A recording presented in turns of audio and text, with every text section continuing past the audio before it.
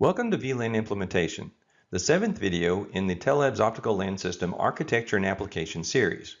In this video, we'll explore the use of virtual LANs, or VLANs, in the Tellabs Optical LAN system. The topics covered in this video will be an overview of VLANs and how they are used in the optical LAN network, a list of the VLAN bridge types supported by Tellabs Optical LAN, and a list of the service types supported on the uniports of the optical LAN system. A virtual LAN, or VLAN, is a broadcast domain that is partitioned and isolated in a computer network at the data link layer. VLANs are often used to provide separation between network users and services.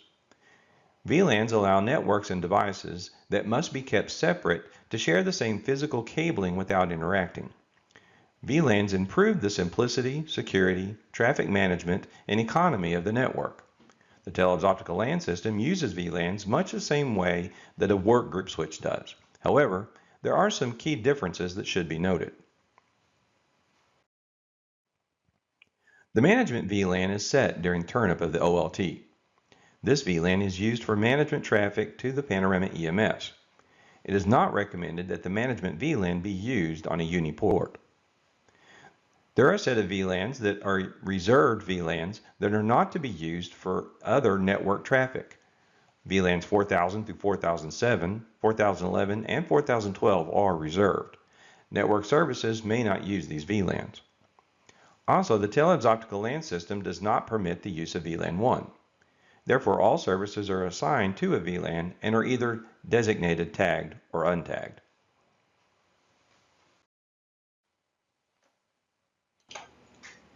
Tellabs Optical LAN systems can establish one of 3 different VLAN bridge types: full bridging, private VLAN, and transparent LAN service.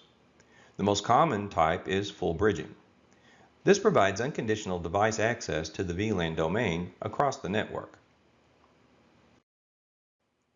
Private VLAN, also known as port isolation, is a technique where switch ports are restricted such that they can only communicate with a given uplink. Private VLAN is utilized for several purposes. First, it prevents any Layer 2 spoofing attacks. Layer 2 spoofing attacks often attempt to learn the MAC address of a user and then impersonate them on the network. Also, it prevents any direct communication between ports. This is often done as a security measure to prevent leakage of any information between users on the network. This can be done for privacy concerns or security compartmentalization. A typical application for private VLAN is a hotel network where each room has a port for internet access.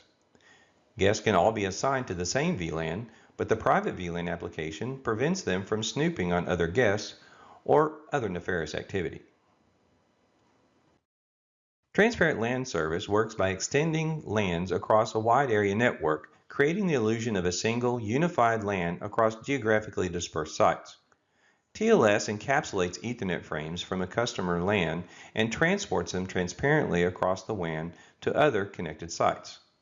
The Ethernet frames, including MAC addresses and VLAN tags, are preserved without modification.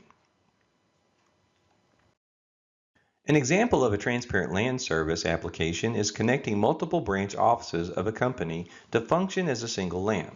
For instance, a retail chain with stores in different cities can use TLS to link the LANs of each store's point of sale systems, voice over IP phones, and employee workstations. This allows all locations to share resources such as a centralized inventory database or call manager as if they were in the same building.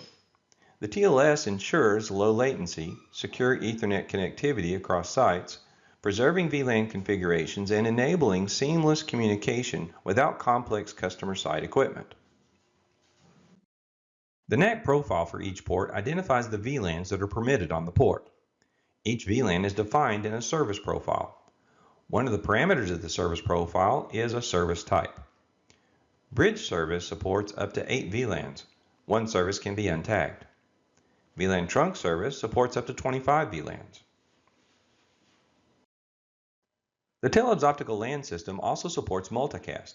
Multicast is a network communication method where a single data packet is sent from one sender to multiple recipients simultaneously, efficiently using network resources. IPTV uses multicast to broadcast video services using an IPTV encoder. Video signals are decoded by subscribing video devices. In audio systems, multicast is used to efficiently distribute audio streams to multiple devices or speakers over a network. A single audio source sends data to a multicast group, and only devices subscribed to that group receive and play the audio, minimizing network congestion. This concludes this video. In it, we have discussed an overview of VLANs and how they are used in the optical LAN network, a list of the VLAN bridge types supported by Tellabs Optical LAN, and a list of the service types supported on the uniports of the optical LAN system.